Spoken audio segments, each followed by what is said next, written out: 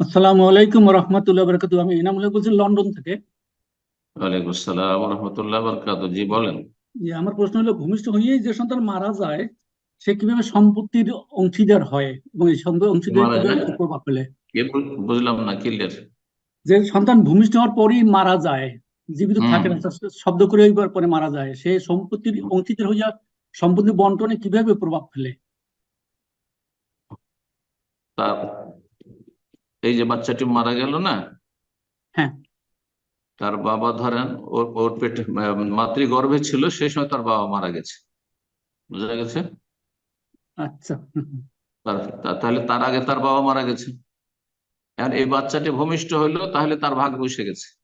তার বাবার সম্পত্তি অন্যান্য ভাইয়েরা যতটা পাবে ততটা পাবে, অন্য বোনেদের দ্বিগুণ পাবে। আর পাওয়ার পরে তখন তার নিকটাত্মীয় যারা আছে তখন ভাগ।